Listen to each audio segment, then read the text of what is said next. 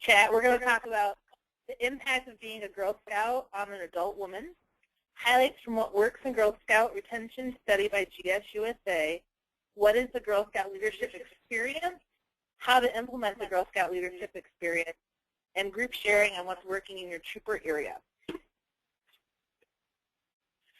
So when GSUSA talked with alumni, they found some wonderful things out about how Girl Scouts affected these women in their lives today. And the main thing that they found out is that in all aspects of their lives, they had higher satisfaction, higher pay, higher education than those who were not in Girl Scouting. And there was also a direct correlation to the length of time they spent Girl Scouting and those factors we just mentioned.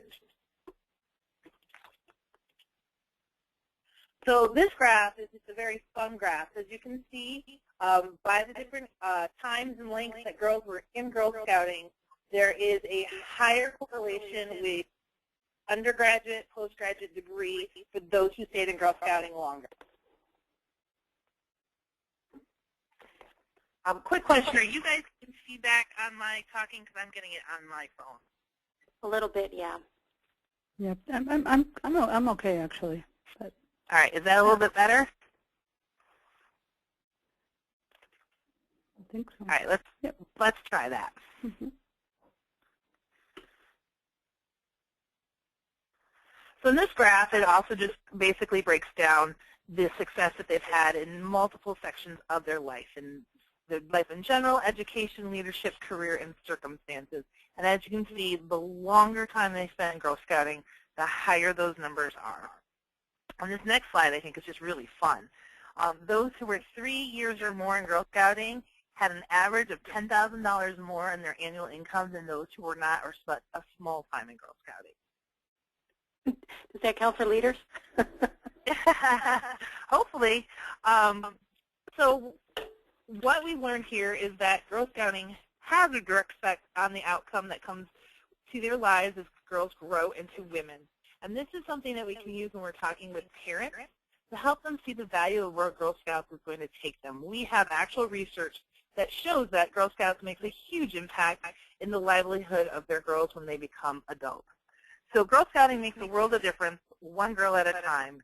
And the longer a girl is in Girl Scouting, the greater her future success. So helping each girl reach her potential by staying involved in Girl Scouts is a commitment we all need to make because we believe in them. So here's what we know. Competition does not hurt member retention. If a girl is truly engaged in the programming and the experience she's having in Girl Scouts, she will stay in Girl Scouting. So our job is to make sure that we have the programming that will support her in keeping her in. We also know that girls have a high-quality program experience, participate in Girl Scouts in multiple ways. There are many great ways for girls to participate in Girl Scouting, including troop, cookie sale, travel, events, camps, streets, and reads.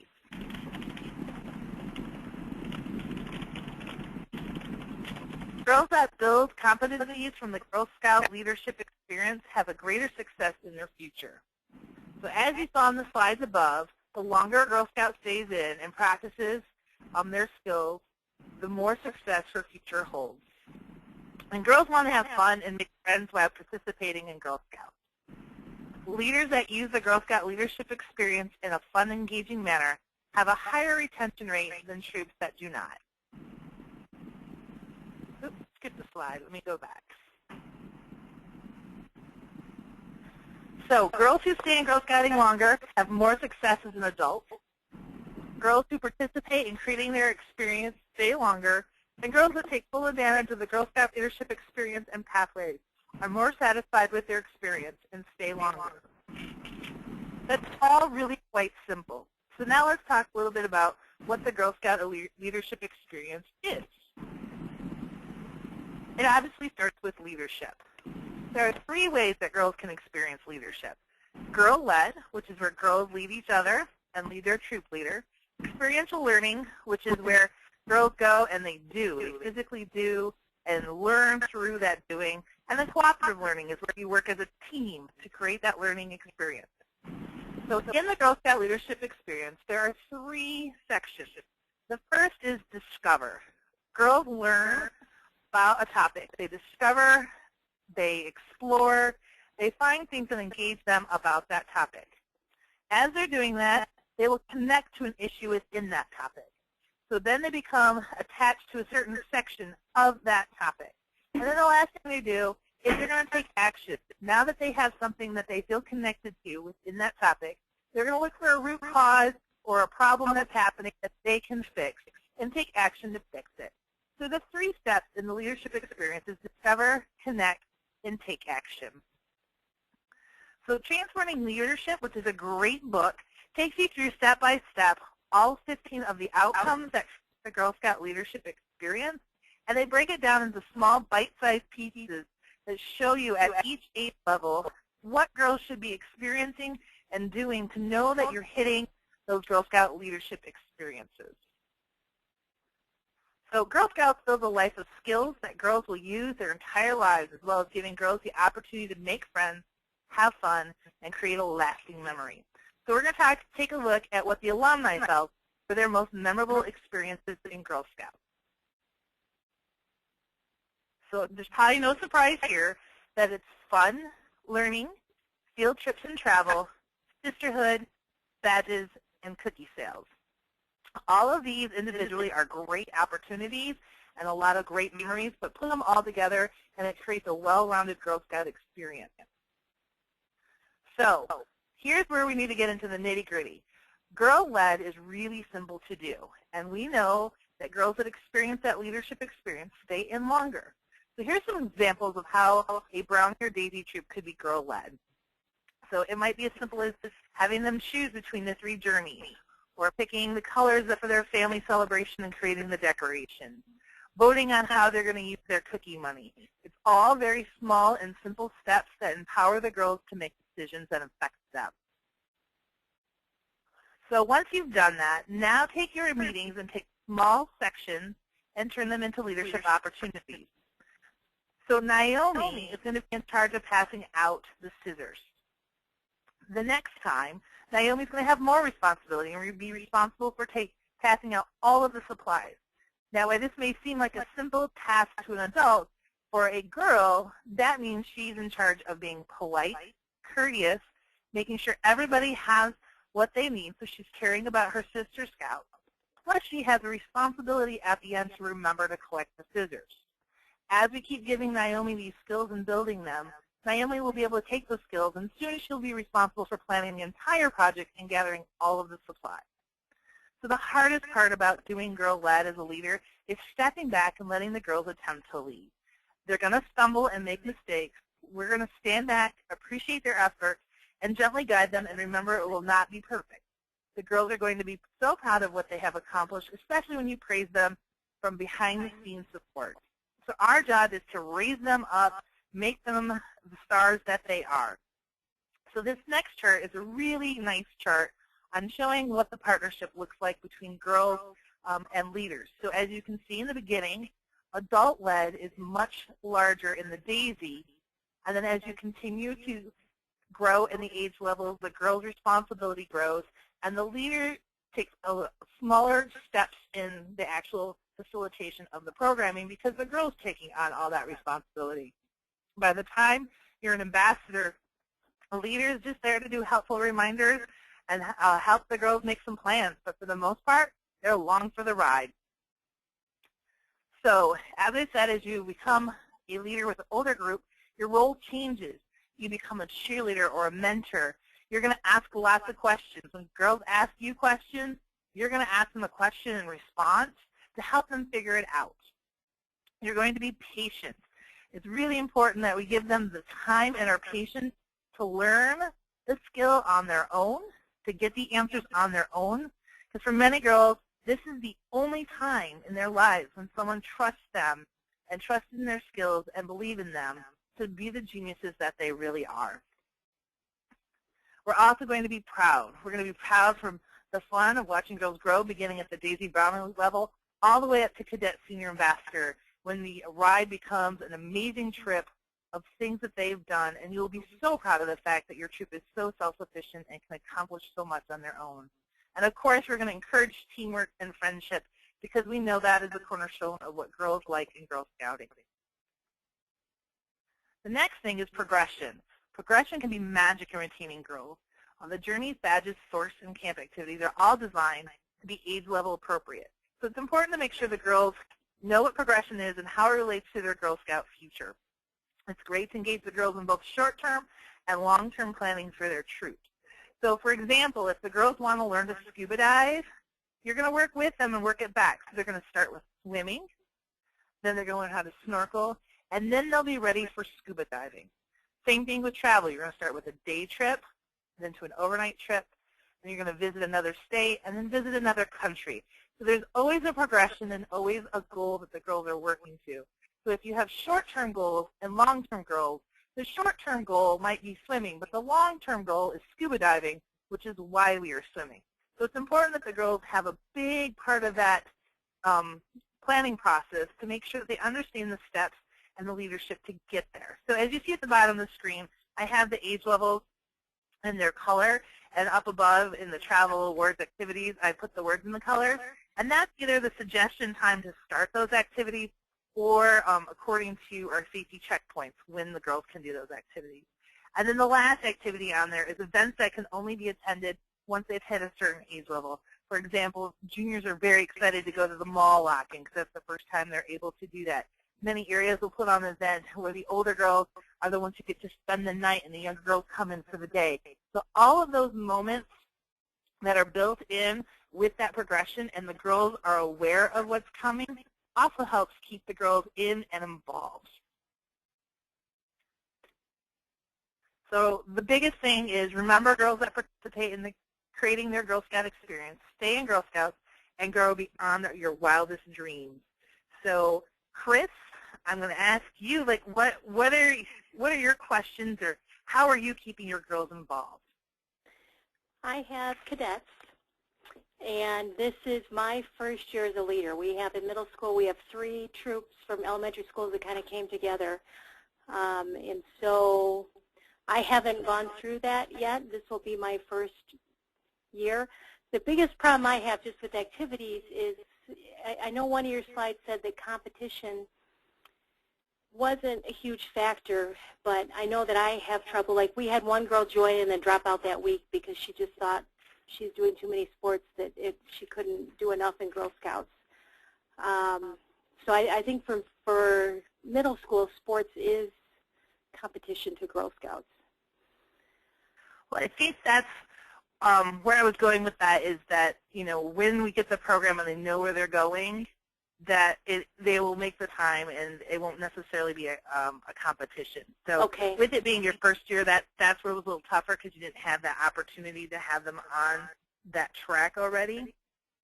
Yeah, but we're trying to do things like, you know, do the journey this year and then do the silver award next year. So I'm trying to tie in, you know, their cookie money they earned. We're going to do some bigger trips with it. So I'm trying to tie in, you know, multi-year things so it doesn't seem like it just starts and ends in 1 year. Does that make sense? Perfect. That's perfect. That's the perfect thing to do. You are right on track. So what other questions do you have that we can help you with? So what would a good response be when a parent comes up to me and says, I just don't know if we can do Girl Scouts. You know, my daughter has 3 different sports and I just don't know if we have time. Well, I think one of the things I would say is, what is your ultimate goal for your daughter? And, you know, most people want their children to be happy and successful and, you know, have a high-quality life. And I think that we have that data from that alumni report that shows that Girl Scouts does that for girls. Sports does some things in certain categories, but Girl Scouts is one of the few places where they get that full circle of a well-rounded life. And I only picked out my 3 favorite slides. There are so many really cool slides in that alumni report, and I'd be happy to share some of those with you. Is that in the report that the link went out a couple weeks ago? No, that one is not in there. That was our, oh my gosh, Marielle, I'm blanking on the impact report. Okay, so those are different reports. Like, is there any way I can how can I access this information to share with my parents? I will be more than happy to send the report to you. Chris, if you type in your email address, as soon as we're done with this, I will email it to you. And Okay. then I have it from the registration too, so Okay. either All way. right. Yeah. So, Okay. yeah, And so then, we'll get that to you. okay. Another question I have is on trips. For example, you know, our first year we're going to Chicago over the summer. Some of these troops, I have heard also in middle school, are planning these trips to Hawaii or Europe for high school. Does that retain girls? Or I wasn't sure if that helped in retention or not, because the girls are saving money every year. They don't get to do anything fun with it. So I guess I would like some advice on that. Do these huge trips where they don't get to use any of their rewards for 3 or 4 or 5 years help retain, or do they get discouraged because they're not doing anything fun, you know, trip-wise? Right, and I think a lot of that depends on the girls, and I think that's a good conversation to have with them. I do know a lot of groups that do those bigger trips, and they do have those goals. They still do something small, Okay. and they plan that in their budget when they're doing their treats and reads and cookie budget, so they do have something. They just keep it either a little bit more local, within driving distance, so that they can reach those bigger goals. And then a lot of people, I know several several troops that have done the international travel and were able to raise the money within like a year and a half, 2 years, purely through the product program sale. So, you know, they just made a really aggressive plan, and the girls all bought in on it, and they worked it, and they earned all their money to go to Europe based on the cookie and treats and read sales. Really? Okay. Yeah. I'm glad to hear that. I'm surprised by that. Well, you know, they really strategically placed their booths. They all committed to working the weekends to do it. Yep. They took turns, and yeah, they were able to do it. And if that's something your group is interested in and you want someone to come in and help, we'd be more than happy to come in and talk with the girls and help them figure it out. They all want to sell cookies, but then they don't want to. I mean, they say they do, but then they don't really want to do it. So right. I'm well, and I think struggling with that. Right, and I think one of the things is when they have, because you know, there's not the cuteness factor of a Daisy and her little. We had a trouble with that too this year. That our sales were down with better days and times and locations. So I was surprised by that. And I think one of the biggest things is when you have that goal posted, when they understand what and how you're using your money for. That's when you become engaged with the older girls. Okay. They need to understand what the purpose is. So if they say, like I will tell you, like I get hit up by girls all the time who don't know I work for the Girl Scouts. But if they have their goal and they know why they're doing cookies and what they're going to use the money for, I buy more. And I know, like. Okay. Yeah, go ahead. No, we did that, and so I told the girls, anytime anyone asks you what you're raising money for, tell them it's for summer camp. And we raised enough just in donations to pay for our whole troop to go to summer camp at Camp Linden. So that's great. I think it does help if you have specific, this is where your money is going, versus, I don't know, it just goes to the troop. So. Yeah, and and if you have, like you see the picture with the girls in front of the Eiffel Tower and they're holding a box of cookies, you could do something where you put the Eiffel Tower and they're all holding a box of cookies and glue the picture on so that people get that visual. So there's a lot of ways as older girls that we can change the message a little bit so people understand what they're doing. Okay. The other question I have is that my son is in Boy Scouts. He's most of the way to Eagle Scout, and in Boy Scouts, that Eagle Scout is a huge carrot. And I don't see that. Like I did a survey anonymous with my girls, and I mean what they said is they want to sell cookies and they want to go on trips, but they just don't have the same awareness around the Gold Award that the boys do. Have you noticed that? Yes and no. It depends on the community and the girls. We are working on elevating the awards across the board. We are stepping up how we recognize the girls. I will say we are seeing a huge increase in our attendance on the trainings that we do for the awards. It's gone up probably about 200% over the last year and a half. Okay. So we are definitely making a bigger push on it and awareness, and we're trying to come in with our partners in the adult recruitment education team on building it into the age level training. So we definitely are working on that. I will also say, though, when it comes to the media, we struggle all the time. It's something that our CEO and our communications team is working at really hard to get equality for the recognition of the 2 awards. Okay. I'm trying to use that with my parents, as in, if they're in Girl Scouts, they can get a gold award, which they can put on their resume versus, you're not going to put you're on the big team in soccer on your resume. So right. I'm trying to tell that, colleges look for this, companies look for this, that if you can, finish the whole process, it's a really good thing. You'll use it for the rest of your life. So. Yep, and we have a lot of the same benefits as the Eagle Scouts. They go up a rank in the military for most branches. There's several scholarships that are very specific to the Gold Award, but yeah, it also enhances with the many of the scholarships by having the Gold Award. And actually, I'm gonna veer off our slideshow here and take you to our website. Have you kind of looked at the Gold Award stuff on our website? Not yet, no, because we are going to be getting so the troops that my daughter was in last year, they did not do the Bronze Award. But we are going to do the Silver Award next year, but then I'm pretty ignorant on the Gold Award. Well, that's why we have the trainings to help answer all those questions. And also at Olive Board, there's a training there that is very much leader-specific, because the ones that are held at the regional centers have the girls there also. We went to that one. I just took my daughter to the Silver Award just to try and figure out what it was all about. So it looked like we're in 6th grade. We're still ahead of the curve. There are a lot of 8th graders there who you could see panic. You are. How are we going to get this done this year? So. Right.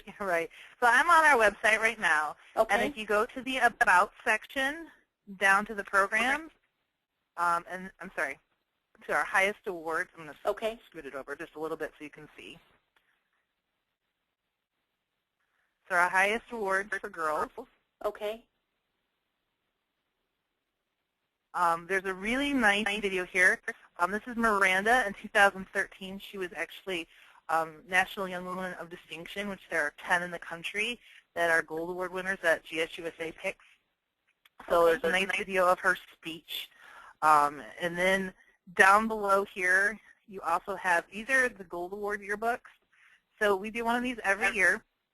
So the girls that earn the Gold Award are in the yearbook, and they have their photo just like in their senior yearbook at high school. And then we also list the bronze and the silvers in here. So this is kind of what it looks like. I won't go through the whole thing with you. Okay. So and I've heard we have some good counselors here in Northville, so I'm hoping they can be a good resource also. Oh yeah, you have some great ones in Northville. You'll have a blast. Northville actually is a large producer of Gold Awards. So there is this wonderful publication.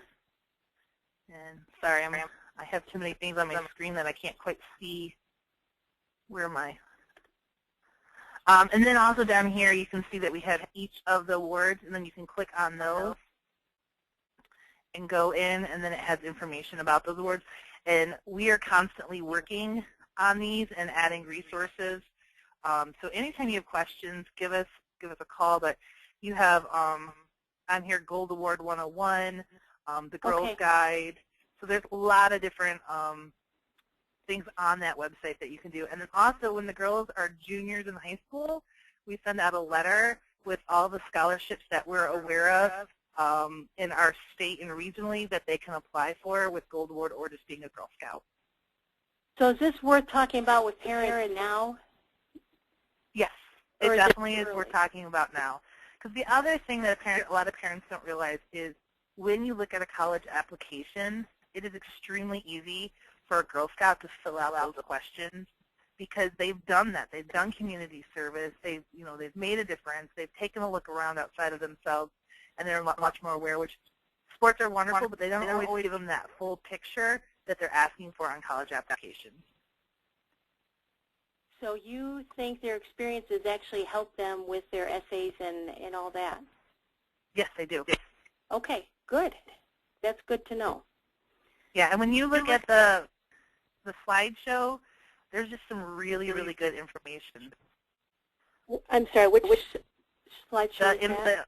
The Alumni Impact, here, I'm pulling it up right now. The one you're going to send me, okay. Yeah, and this is the one I'm going to send you, and it's from a few years ago, but it's still very relevant. But let me find. Here, let me. I mean, I love the fact that they generally make $10,000 more. Okay, now I have a devil's advocate question. Are there more girls in Girl Scouts whose parents have financial resources to pay for scouting that would contribute to higher incomes? You know, that's a really good question. I don't think they addressed that in this report. I'm just curious what all those factors are. Well, they met with alumni. They talk about who they focused the group in on in the report. But it was really interesting because one of the things in the report, let me try and find it, because they did it with social economic, here it is, which this is huge to me because the majority of our scouts are Caucasian, but you can see that for African Americans and Hispanics, we had a much bigger impact on their lives. So, you know, definitely for some of those groups that we don't necessarily think as like our main audience right now, we're working on blending that, did get impacted by Girl Scouts in a very positive way. Okay, that's good to see. Yeah, so this is the report I'll send you. And I just sent you in the chat my email address. Great, you'll have it within a couple minutes. Okay, so what have you found that works in, I mean, do most girls, once they sign up, it seems like there was a drop-off, you know, girls that wanted to kind of stop at 5th grade, and I'm hoping now that they're in 6th grade, there shouldn't be any difference. I'm not expecting to lose anyone for 7th grade, but are there kind of humps like that where there's another drop at high school? Yep. Or? No, typically what we see is we see one right after brownies and then one right after juniors. Typically, if they do 6th and 7th grade, they go all the way through. Okay, so because you know at that point they're traveling, like everything's open to them. There's the World Centers they can go and visit. Are you aware of the World Centers? The last chat I listened in on was the travel one, and so that was when I heard about that. But it seems like also at middle school they've obviously managed to fit Girl Scouts in with everything else they're in by this point. So. Yeah, and so that's also, I think, that long-term and short-term planning together makes it really enticing to keep in. Now the trips, I think what I learned is that they're done, the trips, I know we went through and we looked at a number of trip opportunities, and it looked like they were for individual scouts still. So I guess I would want to do something as a troop. So. Definitely.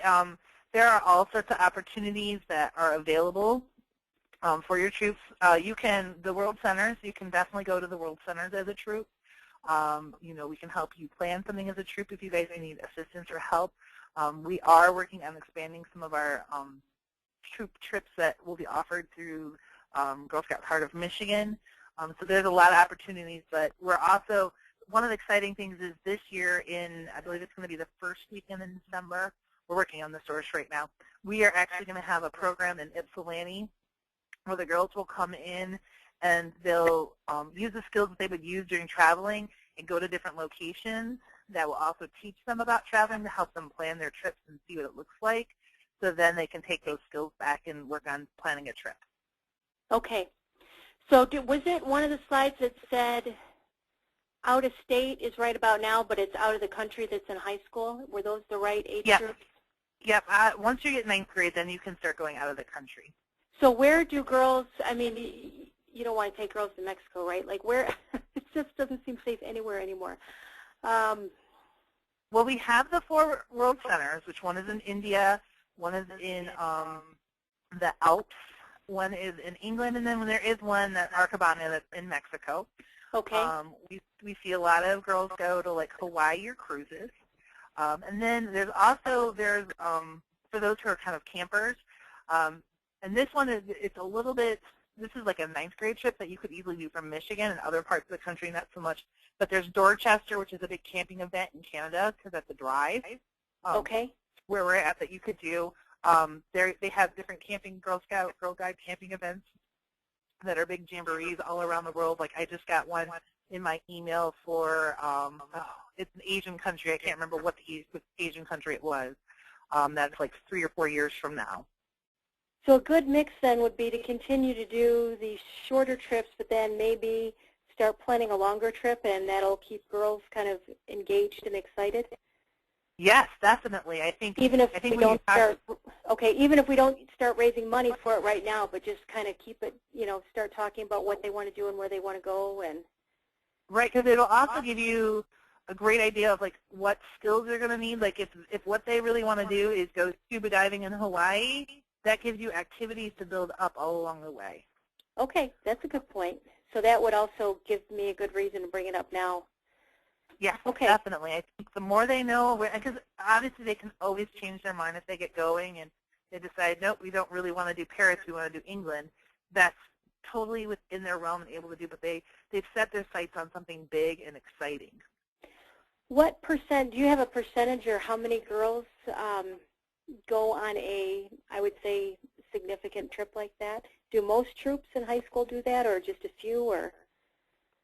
One of the things that we are working on is putting a better system together to be able to track that. I can't give you that number right now, but we do see most of the older girl troops do something large. Okay. Well, that'll be exciting.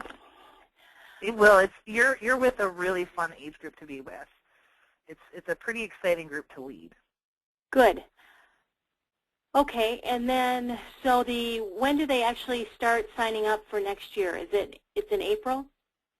April 1st we'll start our early renewal, and the information will be going out in this next volunteer newsletter, which will be hitting your email any day now. Okay, now we have quite a bit of cookie money. Is it appropriate to pay for registrations for girls to come back next year? You bet. It's a great use of your cookie money. Okay, because I thought that will remove one obstacle, of them forgetting to sign up or whatever. So. Yeah, no, that's an excellent use of your cookie money. And also, when you see the stuff for the early renewal, because they receive a T-shirt and a patch, and then there's also a free event at one of our camps. And at Camp Linden and Camp Marywood, there's also a special older girl only event. So have them take a look at that.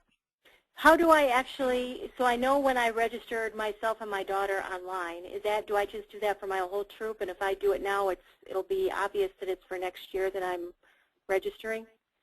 Yes, there's going to be directions in the email, and they'll tell you how to do it, and when you register right now, you will have access to your entire troop until, Mario might have to help me, it's going to be open until March 28th, and then it'll close down again, and then it opens back up after the early renewal. Right. I mean, yeah, I think until September, I'll say 20th or so, you will have access to troop management.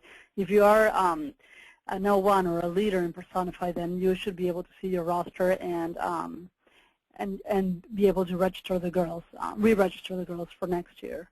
Okay. So, yep. There were two things I was thinking about, and Jen, feel free to pitch in or whatever. But I was thinking if it would be appropriate for Kristen to maybe take her troop to the girl recognition event in IPSI, so the girls can see the girls that, other girls that are receiving their gold award and the impact that Girl Scouting has created on them and the projects that they've worked on. That's an excellent idea. If you're interested in doing it, it is May 9th, and I could get you more information about that. Okay, that would be great. Yeah, it's very inspiring. I mean, for me, even, it's emotional, and it's just, you get goosebumps just hearing about, the time that the girls have spent in their Gold Award and what they've done, really, to make the project sustainable. So that was one thought. And the other thought I had was, Kristen, I don't know if you're on Facebook. Are you a Facebook? I'm not. No, I'm not. Oh, okay. Well, because the one, and I don't know if, is Lisa, is your co-leader? Is that right? She's a parent in my group. Yes, she helped me with the cookie sales. Okay. Yep. Well, the thing that I wanted to mention about Facebook was the reason I brought it up is because there is a group called GSHOM Cadet Senior Ambassador Forum. So this is a page where cadet senior and ambassador leaders discuss ideas and network with other volunteers across Girl Scouts of Michigan. Okay. So I thought that, I know I'm not going to, sell Facebook to you or whatever, right. but No, I thought that it was would be something value yeah. added. It really is, because you feel that you know, there are not that very many cadets, you know, master leaders council-wide, you know, and they get together in this Facebook page and network and share their ideas. And I've gone to it to just read some stuff that they post occasionally too. So just wanted to bring that up. So yep. Okay. Any other tips of the trade on how to get girls that are on the fence to come back? Well, I think what Jen, you know, the resources that Jen mentioned for sure, and what I really also like to use is what was in one of the slides of Jen was the benefits of Girl Scout in the 15. You know, they get 5 benefits in Discover, 5 benefits in Connect, I'm sorry, and 5 in Take Action. Jen, do you have that slide? I mean, I don't. I'm going there. Yeah, because I know that I've asked. I have 2 girls, and they're both in Girl Scouts now. I mean, granted, they're one is 10 and the other one is 7. But I know some parents, they're already going through that. Like, well, sports is, you know, like a priority, and Girl Scouts then might be coming second place. And what I ask the parents a lot, I ask them, did you ask your daughter what she wants to do too? You know, because I feel that at times it is a decision that parents sometimes are making, that maybe they don't see the value that we see in Girl Scouting. So, I mean, all those, I mean, and you can't read them so well, the 5 benefits, but a little fuzzy. Yeah, they develop strong sense of self, develop critical thinking, seek challenges in the world, gain practical skills, develop positive values. That's everything under Discover. Okay. And in your source, there is a whole page that lists them all out. And then these bubbles are actually from the impact report. Yeah. So yeah. you can see it right there. I think, like, you know, we as staff, we like memorize a lot of these, you know, the bubble, this outcomes, this benefits, because it is, I think, truly, this is what girls gain from Girl Scouting. And do you think, you know, girls gain all these from doing sports? And again, I'm not bashing, you know, or putting down anything, but I'm just wondering, like, because my daughters also play sports, and I'm thinking, you know, I don't see all the benefits that I see from Girl Scouting. And so that's what I like to have that elevator speech, or that that information, and from the impact report and from the alumni information that Jen has brought up, there's so much that you can, I think, pull from to feed your parents, you know, and to feed the girls too. So I have another question too, since I can pick both your brains at once here. I have a girl that's very, very shy. Her parents signed her up because she doesn't have very many friends, and they wanted her to make friends. And at all our activities and events, she just clings to whichever mom or dad that brought her, and doesn't come over and sit with the girls. And how do I draw her in without drawing more attention to the fact that she's not really trying to be a part of it? Well, I think the biggest bonus is the parents have recognized that she needs some help. And I think part of it is making a plan with the parents, because while they love her, they don't necessarily realize that they're enabling her. Okay. Because I think one of the biggest things is probably not having a parent there during some of the meetings, or even like maybe like 15, 20 minutes of the meeting to start, and then they come in. And, right. They've never dropped her off, and then she'll go and sit next to them in the meetings and not with the girls. And I don't want to make things, you know, more awkward, but I am concerned about her coming back. Yeah, and I think there's a conversation to have with the parents, you know. Okay. Just, you know, say we all want her to have those friends, but, you know, right now she's sticking with you, and let's make a plan of how we together can get her, you know, engaged with the other girls. Because, you know, it's going to be a struggler for her, but I think when she starts, like, interacting with the girls, and maybe give her some of these leadership roles, like maybe we treat her like Naomi in my scenario and make her do those small tasks to start with. Okay. Yep. And, you know, which makes her engage a little bit with the girls, a little bit at a time, and then just keep adding. Okay. Okay, that's good. Good. Yeah, I would also. I mean, just like Jen, I think if the parents maybe instead of staying the full meeting, you know, then start doing a little bit at a time, or you know, staying for half of the meeting, or I don't know how long your meetings are, but start working with that just a little bit at a time too. So it's not as I don't know. They come up with an errand run or something. So yeah, okay. yeah.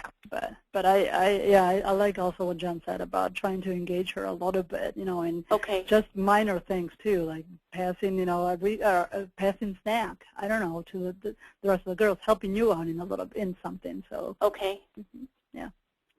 Okay, I will try those things. Yeah. Any other questions you have? No, I think that covered everything. So I am glad I got this time with you guys tonight. Yeah, but I wonder if if you ever feel that, like Jen said too, like if you are going to have a presentation or a meeting with your parents and you need any of the staff to come along, I think that you can definitely call us. Not I think, you should, if you want us to be there with you, then I think that that would be, and sometimes I feel that when the parents might hear that from somebody else and not from you, then it might come out different too. Or not only staff, but maybe another volunteer too. Okay. Yeah. Well, so, remind me your area. I'm pretty sure I have the right one. Northville. Northville. Okay. In your area, you have Val Nemick. Yes. Yep. She is amazing at the parent speech. So she is a great resource to talk to within your. In fact, we were talking about these slides because she doesn't know these exist, and we were talking about sending them today to her because she will be so excited to have data to support what she's been saying. Okay, yeah, and I knew she is our goal coordinator. She and Cindy are the two goal coordinators, but I didn't know that I could pull her in before that. So she would be so excited to help you out with that, and she is so persuasive when she speaks. She would be a great person to help you. And even like Miranda too, right? Her daughter, right? She could come and talk to the girls too about what she has done too. I mean, that might be something. If someone who's just gone through it, her daughters are out of Girl Scouts now, right? Right. But remember that video I showed you on the webpage? Yes. That is her daughter that got the Young Woman of Distinction Award. Oh, she did a speech also for an adult recognition. Yeah, her daughter is very, her speech was very, it was excellent. I mean, all the adults there were, I'll keep that in mind to pull her in then if we have need. She's a good resource. That's nice and close. Yeah. Yes, she's an excellent resource. And then, of course, if you, want to get a hold of Marielle or myself, if you go on our website and About Us, it'll have things of staff. We all have our little pictures, and when you click on it, you can connect right to our email. So are you both out of the IPSI Center? Nope. Well, Jen travels a lot. I actually am the program manager, so I oversee program in all our regions, so I travel amongst all 5 regions. Okay. But my desk is technically in Kalamazoo along with Mariella. But it is very much, just like in Girl Scouting, very much a team organization, so we all travel and help each other out all the time. So I have some great coworkers on the program team, Erin and Jen, that are in IPSI, or I could be there if you ever wanted to meet. And then, of course, we have a wonderful membership team and adult recruitment and education staff member, Katie, over there. So there's plenty of resources that we could get you connected with. Okay, perfect. We'll all come. All 100 of us, not. Yeah, all 100 of us are coming to your parent meeting. Well, so far I have no reason to think that I'm going to have any trouble. So everyone, it's been a great first year. So I think they're pretty excited to, now what else they want to do next year. So I'm excited to see what's coming.